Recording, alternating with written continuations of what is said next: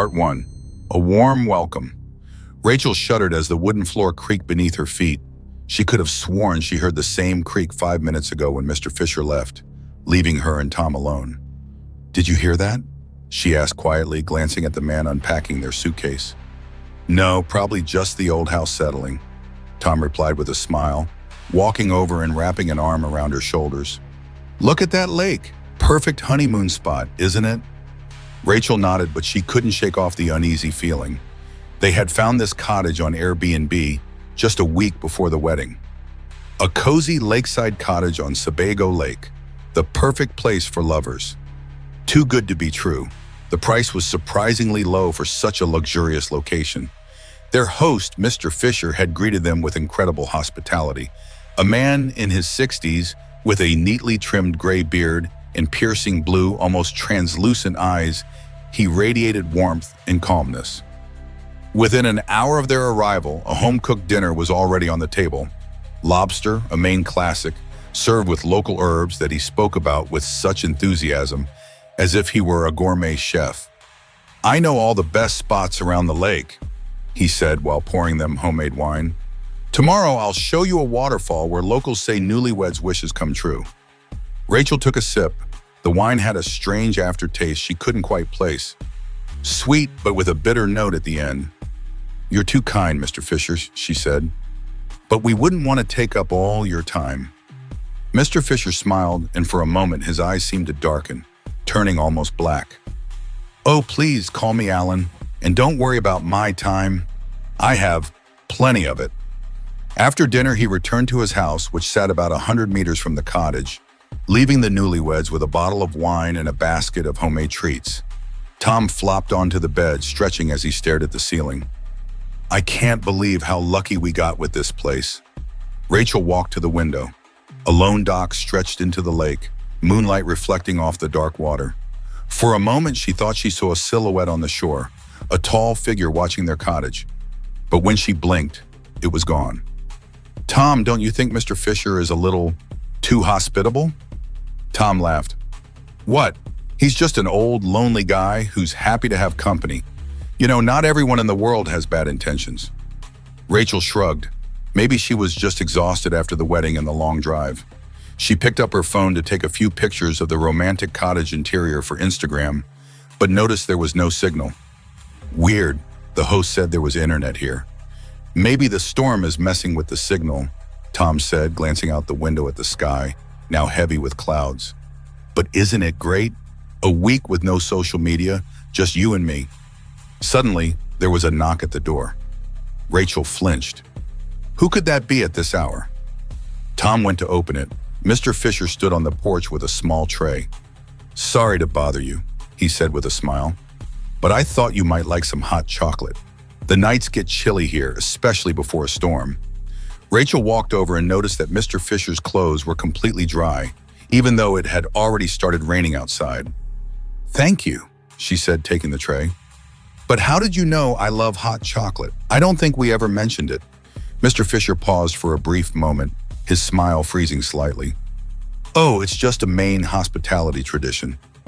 I bring hot chocolate to all my guests." He turned to leave, but suddenly stopped and added, "By the way, if you hear any strange noises at night, don't worry, it's just the old tree by the lake. Its branches sometimes tap against the windows. Some say the sounds resemble whispers, but it's just the wind." As the door closed, Rachel felt a chill run down her spine.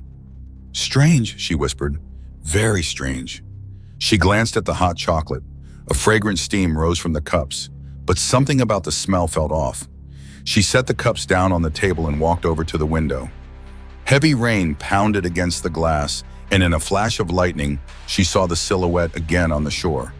This time, she was sure. Someone was standing there, watching their cottage.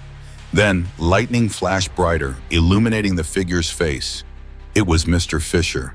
But how could he have gotten to the shore so quickly? And why was he standing in the pouring rain, staring at their windows? When the light flickered again, the shore was empty. Part 2. Unveiled Secrets. Morning brought sunlight and peace.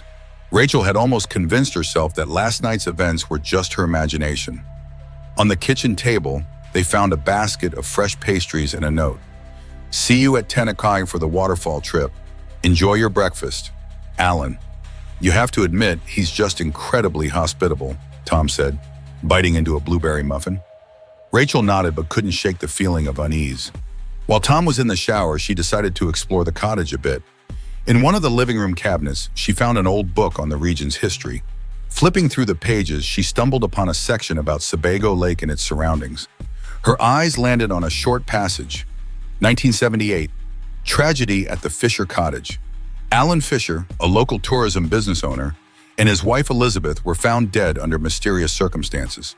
Their bodies were discovered in the cottage basement, displaying signs of an ancient ritual practice from local tribes. The couple's 20-year-old son, Robert Fisher, went missing and was never found. A chill ran down Rachel's spine. The book had been published in '90. But if that was true, how could Mr. Fisher be Alan? He would have to be at least 90 years old, not the 60 he appeared to be. "Rachel, you ready?" Tom's voice snapped her out of her thoughts. "Mr. Fisher is already waiting by the car." On the way to the waterfall, Mr. Fisher told them stories about the region, and at one point he casually mentioned that his family had lived there for many generations. "Interesting," Rachel said cautiously. "I read that the Fisher family suffered a tragedy in 1978. Are you related to them?" The car suddenly jerked to a stop. Mr. Fisher turned to face them, and once again, Rachel noticed his eyes darken for a split second before returning to their usual pale blue. "You must be mistaken," he said with a smile that didn't reach his eyes. "Fisher is a common name around here." At the waterfall, Mr. Fisher offered to take some photos of the newlyweds. Rachel hesitantly agreed. When he handed the phone back, she noticed something strange. His face in one of the pictures was blurred, as if he had moved at an unnatural speed, even though he had been standing still. Back at the cottage, Rachel whispered to Tom, "We need to talk. Alone." They walked down to the lakeshore, making sure Mr. Fisher had gone back to his house. "Listen, Rachel began, showing Tom the photos and telling him about the book she found. "Something is seriously wrong here. That man cannot be Alan Fisher." Tom looked at her skeptically. "Maybe he's the son or a nephew.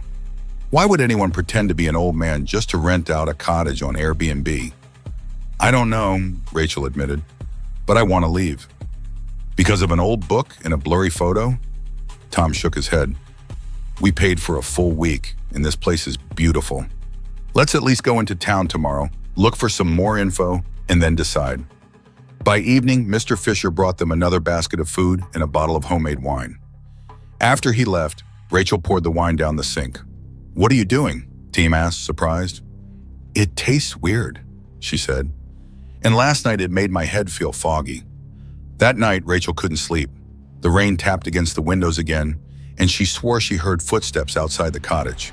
Quietly, she got out of bed, careful not to wake Tom, and walked to the window. A flash of lightning illuminated the yard, and Rachel stifled a scream. Mr. Fisher was standing right beneath their window, staring up. But the scariest part was that his face looked different, younger with slightly altered features, though she could still recognize him. When she turned back to bed, Tom was gone. Her heart pounded. "Tom?" she whispered. "Where are you?" She heard a noise from the kitchen and, grabbing her phone as a flashlight, walked toward it. Tom stood by the open fridge, his gaze vacant. "Tom, what are you doing?" He slowly turned to her. His eyes looked strange, almost glassy. "I was thirsty," he said in a voice that didn't quite sound like his own. "Mr. Fisher says the lake water is pure." "What?" "Tom, you haven't spoken to Mr. Fisher. He's not here." Tom blinked, as if snapping out of something. "What? No, I must have been dreaming." He rubbed his eyes. "I don't know what's wrong with me. Maybe I was sleepwalking." Rachel led him back to bed, but on the way she noticed something. The basement door, which Mr. Fisher had called just a storage space, was slightly open. She could have sworn it had been locked before. "Tom, I'm scared. Something is happening in this house." Tom pulled her into an embrace, but his expression remained distant, detached. "Everything's fine, sweetheart. Mr. Fisher just wants us to feel at home." "You're talking about him again." Rachel pulled away. Why do you keep mentioning Mr. Fisher? Tom looked at her, confused. I don't know, it just slipped out. That night, Rachel barely slept. She watched Tom, who seemed peaceful, but every now and then he murmured something in his sleep. And at one point she was sure she heard him say, "Yes, Mr. Fisher, I understand. Rejuvenation. We will help." At dawn, Rachel made a decision. She had to go into the basement. If there were answers, she needed to find them. While Tom was still asleep, she quietly opened the door and began descending the stairs, lighting her way with her phone. The basement was larger than she had expected. There was old equipment, some of it resembling abandoned lab tools. But in the center stood a table with strange symbols carved into its surface. Rachel stepped closer and saw old photographs laid out in a specific pattern. They were of couples, young, happy, from different eras judging by their clothing. And in every single one, Mr. Fisher was there. But he looked different, sometimes younger, sometimes older, with shifting facial features. Yet it was always undeniably him. Beside the photos lay a journal. With trembling hands, Rachel opened it and read the first entry, dated 1979. The ritual worked. My parents' bodies served as a good foundation. Now I know how to continue my life. I need couples, their connection, their energy. With each pair, I rejuvenate and change, taking on their features. Airbnb is the perfect way to find victims. No one will look for them here. Suddenly, the lights flickered on. Standing at the top of the stairs was Mr. Fisher, and next to him was Tom, his eyes once again vacant. "Oh, Rachel," Mr. Fisher said with a smile, "I see you found my little collection. Unfortunately, you discovered the surprise too soon. I was planning to start the ritual tomorrow, on the full moon."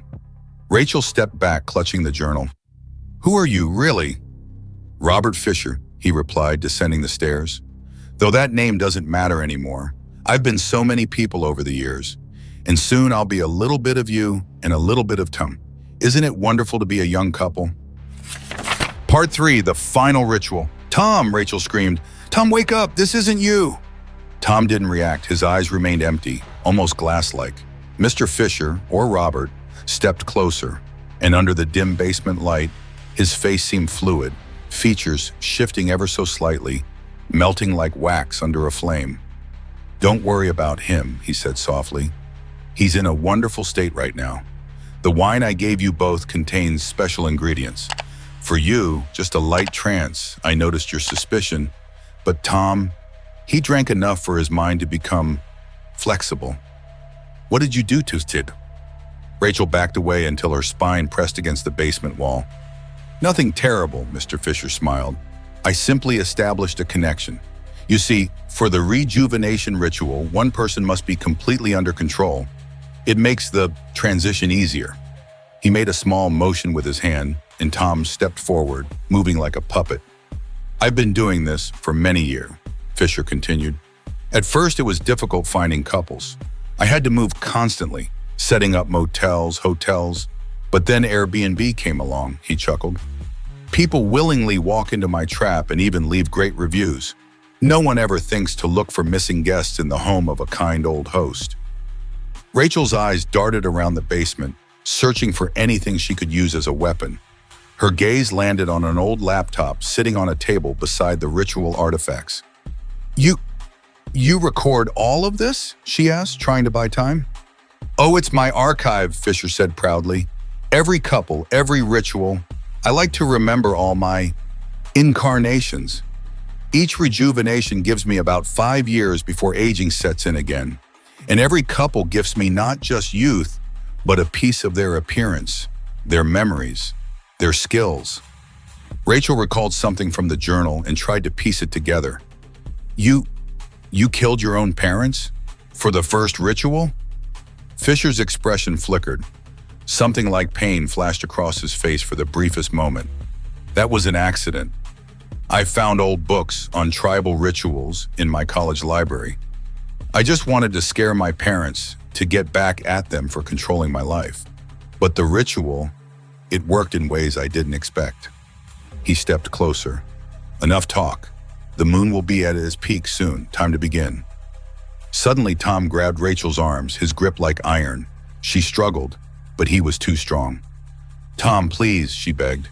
"Remember who you are. Remember our wedding, our plans."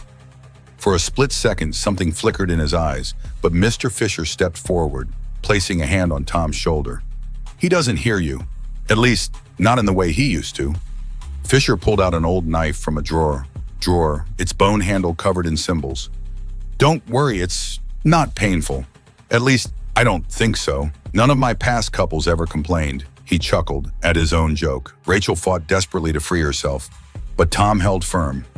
Fisher began chanting in a language she didn't understand, drawing symbols in the air with the knife. The air in the basement thickened, becoming suffocating. Suddenly, Rachel's eyes locked onto a mirror hanging on the wall. In its reflection, she didn't see just one Mr. Fisher. There were layers of faces, shifting, overlapping, young, old, male, female, all with the same piercing blue eyes. And among them, she recognized two familiar faces. "Lisa and Mark," she whispered, "the couple that went missing in Maine last year.